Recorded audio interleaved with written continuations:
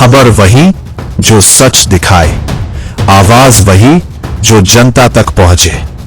आर्थिक टाइम्स, देश, राजनीति, रेलवे, कारोबार और आपके शहर की हर बड़ी खबर, सबसे तेज, सबसे सटीक।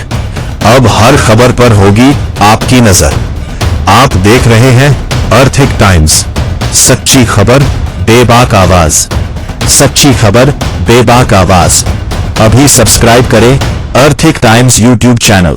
हर खबर पर पैनी नजर। করবার জন্য আমরা আপনাদের সকলের কাছে বিনম্র নিবেদন রাখছি। আমাদের এই কার্যক্রমে অবিলম্বে আমাদের মধ্যে উপস্থিত হয়েছেন বিএসএনএল ওয়েস্ট বেঙ্গল এবং কলকাতা সার্কেলের সেক্রেটারি মাননীয় শ্রী বৈদ্যদেব মহাশয়, উপস্থিত আছেন অন্যান্য নেতৃবৃন্দ।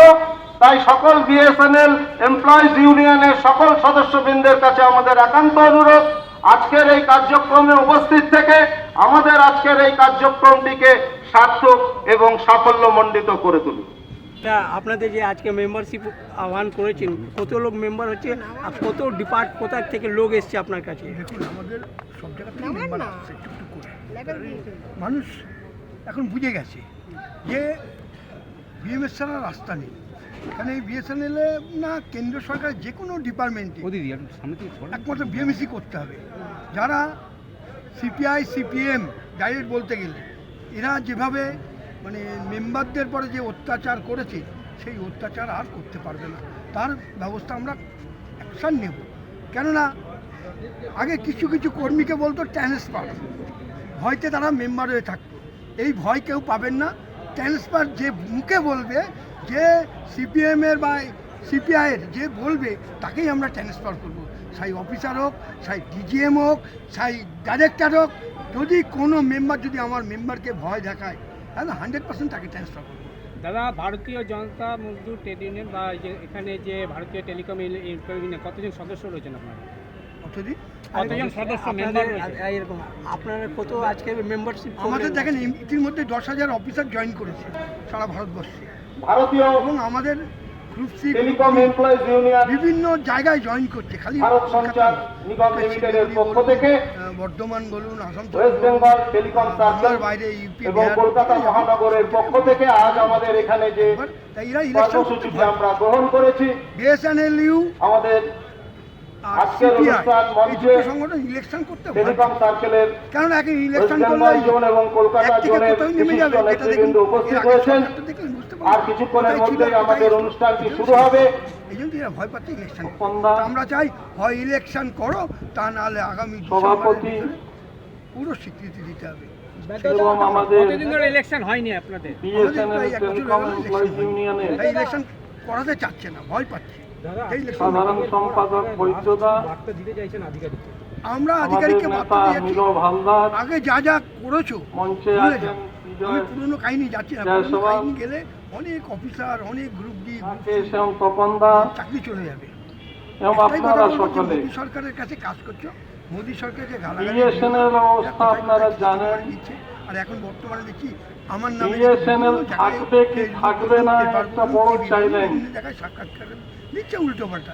যারা এমপ্লয়িরা কাজ করেন আপনাদের দাবি দাবা নিয়ে বছর কলমের জোর বন্ধ হয়ে গেছে, এখন কলমের জোর কথা বলেছেন। যাতে সন্তুষ্ট হয় সেই সন্তুষ্ট। আমরা বামপন্থীও না, আমরা ডানপন্থীও না, মহান শিল্পীরা, আমরা রাষ্ট্রবাদী শিল্পী, পন্থী, তমুক শিল্পী, তারা এখন নেশন ফার্স্ট। সেখানে যে ওষুধ দেওয়ার দরকার ওষুধ দিয়ে দিচ্ছে। ভারতবর্ষের ইতিহাসে ওষুধ দেওয়ার দরকার একদম। দেখবেন যারা যারা ট্রেড ইউনিয়নের নামে আমি মনে করি ডাক্তার যে বিভ্রান্তিগুলো করলেন, অনেকগুলো সেন্ট্রাল গভর্নমেন্টের পিএসইউ থেকে শুরু করে প্রাইভেট লিমিটেড কোম্পানি তারা ঢুকছে।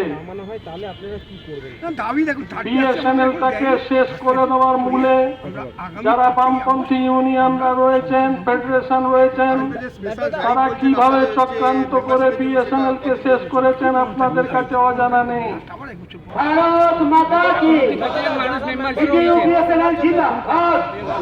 1 তারিখে বলতে হবে, 1 তারিখে 30 তারিখে আমি টের পাবো। বিএমএস জিন্দাবাদ। একটা বার্তা ছিল 10,000 অফিসার হয়ে গেছে, আর 2,000 অফিসার দরকার, তাহলে আমরা 1 নম্বরে চলে যাব। আর এখানে আমাদের বিটিউ বিএসএনএলে এখানেও আমাদের যে মেম্বারশিপ আসছে তাতে মনে হচ্ছে আমরা 1 নম্বরে যাব। মেম্বার পাশে কি এরকম দাঁড়াবেন? হ্যাঁ, মেম্বার পাশে কি এরকম দাঁড়াবেন? ওই আমি বললাম না, যে ওষুধ চাই সেই ওষুধ দেবো। মেম্বারদের ওষুধ মানে দিতেই হবে, কেননা আমার যদি ডিপার্টমেন্ট মনে করে যে এটা দেবো না ওটা দেবো না, তার জন্য সেই যে ওষুধ দেখুন সেখানে চালাবো। যেরকম ওষুধ বলতে দেখুন, ওষুধ বলতে অনেক রকম বোঝায়। যেরকম 30 দিচ্ছে না, তার জন্য কেন্দ্রীয় সরকারের এগেনস্টে আমরা 5 তারিখে যাচ্ছি। 5 তারিখে আমরা সংসদ ঘেরাও করছি, পুরো আমরা গোটা ভারতবর্ষ নিয়ে আমরা যাচ্ছি সেখানে। আমার নাম বৈদ্যুতিক।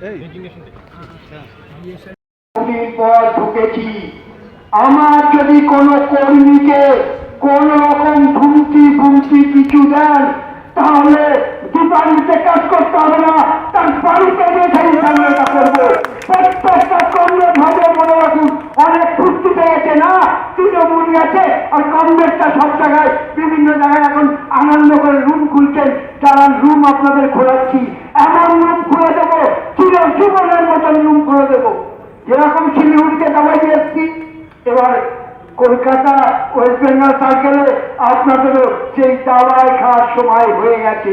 তাই মনে রাখবেন, বিএসএনএল, এনএফটি, সিপিএম আর সিপিএমকে বারবার বলছি, আপনারা ডিপার্টমেন্টে কোন কর্মীকে কোন রকম ডিস্টার্ব করবেন, আপনার ঘরে গিয়ে আমি হাজির হয়ে যাব। এটা মনে রাখুন, আমি তার ব্যক্তিগত তার বাড়িতে যাব। যদি আমার কোনো কর্মী সারা বাংলায় যদি কোনো রকম ডিস্টার্ব করে, আপনারা লিখতে পারেন না, আপনাদের চর্বি জমে গেছে। 34 বছর খেয়ে 15 বছরে চুরি করে এবার মানে চর্বি জমে গেছে না, এই চর্বি আপনাদের কিভাবে ছড়াতে হয় সেটা জানলেন। আজকে মোদী সরকার ছিল বলে বেতনটা পাচ্ছেন, তা না হলে না এই বিএসএনএল রেগুলার স্টাফের ভিক্ষা যুক্ত না।